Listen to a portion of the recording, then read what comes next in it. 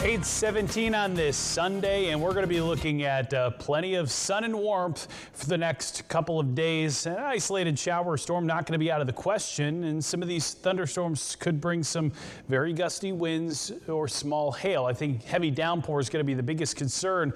The Storm Prediction Center has a level 1 risk in place for the eastern Big Bend and eastern Georgia. That includes Valdosta, Madison, and Quitman. Now, things are much worse when you head up to the north. We're talking about a multi-day severe weather event starting out with the central and northern plains extending from Iowa to Nebraska. So if you have family or friends in there, level 3 risk today.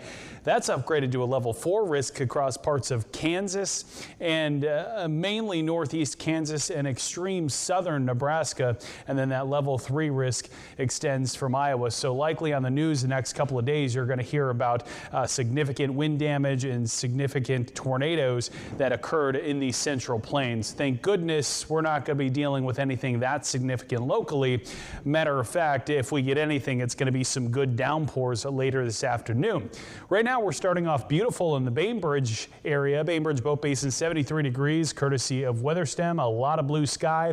Similar conditions in Quincy, 75 degrees with a mostly sunny sky. A couple of clouds this morning courtesy of WeatherStem. It's not a bad one if you're hitting tea time around the next half hour to hour. Temperatures are just a little bit warm and it's feeling kind of muggy out there.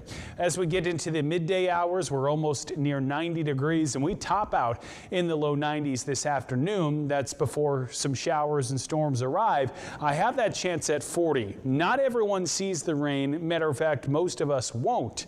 But there's a good possibility that those in the eastern Big Bend have an opportunity for some pretty heavy downpours.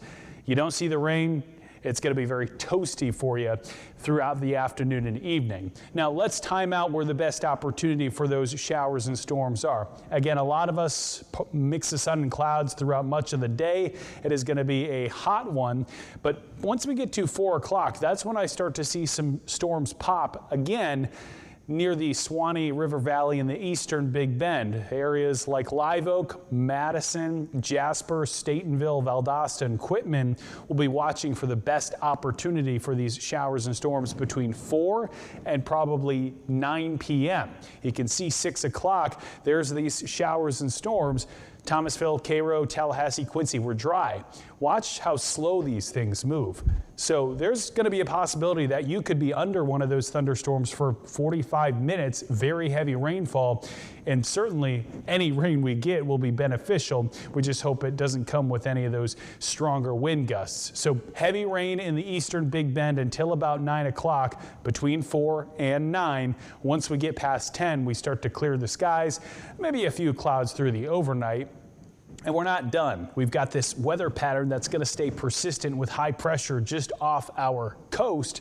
That's going to allow for winds to stay out of the south. That's going to continue to usher in humid conditions, moisture, and the opportunity for pop-up storms. So hopefully everyone can get a little bit of rain with the pop-up showers and storms through the next several days. The rain chances are only about 20 to 30 for most of those, 40% this evening. Again, mostly for the eastern Big Bend, but we'll see how sea breezes shape up the next several days. Outside of any rain, boy, is it going to be toasty in the low 90s with a mix of sun and clouds for most of the week.